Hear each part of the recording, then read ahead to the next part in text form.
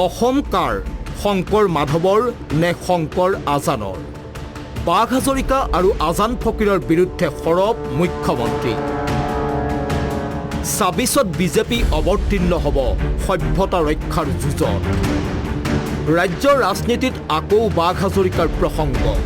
কলাক্ষেত্ৰৰ বিজেপিৰ কাৰ্যনিৰ্বাহক সভাৰ পৰা বাঘ হাজৰিকাক সমালোচনা মুখ্যমন্ত্ৰীৰ। মুখ্যমন্ত্ৰীৰ মতে বাঘ হাজৰিকা ক'ৰ পৰা আহিল কোনেও নাজানে। অতিৰঞ্জিত কৰিবলৈ বুৰঞ্জীত লিখি দিয়া হ'ল বাঘ হাজৰিকাৰ নাম। অসমীয়া মানুহক বুজাই দিবলৈ চেষ্টা কৰা হ'ল বাঘ হাজৰিকাৰ বুদ্ধিতহে যেন লাচিতে শৰাইঘাটৰ যুদ্ধত জয়ী হৈছিল। ক'ৰ পৰা বাঘ হাজৰিকাৰ উৎপত্তি হ'ল কোনেও নাজানে। আজান ফকীৰক লৈও প্ৰশ্ন মুখ্যমন্ত্ৰীৰ। মুখ্যমন্ত্ৰীয়ে স্পষ্টকৈ কৈছে, এইখন অসম শংকৰ মাধৱৰহে। শংকৰ আজান কোনোদিন আলোচনাত বহা নাছিল।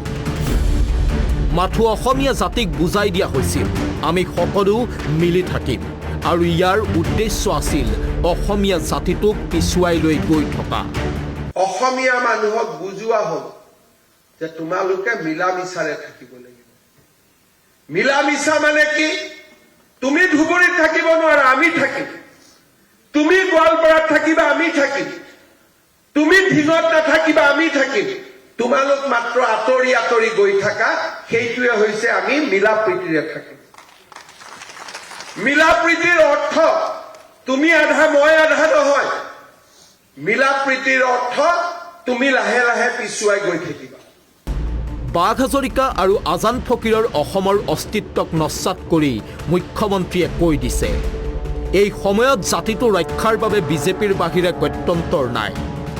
যেতিয়ালৈকে অসমত বিজেপি থাকিব তেতিয়ালৈকে বিজেপিৰ বাবে হ'ব প্ৰতিটো নিৰ্বাচন সভ্যতা ৰক্ষাৰ যুঁজ। আমাৰ বাবে প্ৰতিটো নিৰ্বাচন সভ্যতাৰ যুঁজ। আমাৰ বাবে প্ৰতিটো নিৰ্বাচন জাতিটোক জীয়াই ৰখাৰ মহা সংকল্পৰ যুঁজ। মুখ্যমন্ত্ৰীৰ এই মন্তব্যক উভতি ধৰিছে অখিল গগৈয়ে। অখিল গগৈৰ মতে মুখ্যমন্ত্ৰী কেৱল হিন্দু মুছলমানৰ সংঘাত লগোৱাত ব্যস্ত থাকে। প্ৰত্যেকটো ক্ষেত্ৰতে কেৱল হিন্দু মুছলমান, ইফালে গ'লেও হিন্দু মুছলমান, সিফালে গ'লেও হিন্দু মুছলমান।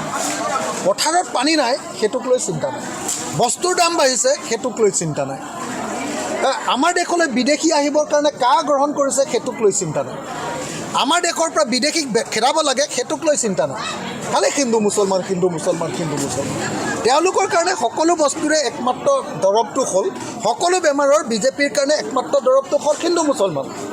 সাম্প্ৰদায়িকতাটো বা মৌলবাদী কাম কাজ কৰাটোৱে হ'ল তেওঁলোকৰ কাৰণে একমাত্ৰ এই দেশখনক উদ্ধাৰ কৰাৰ পথ।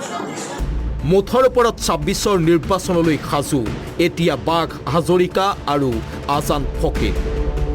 ভিডিঅ' জাৰ্নেলিষ্ট শ্যামলৰ সহযোগত প্ৰিয়ংকা দাস, আছাম টক্স।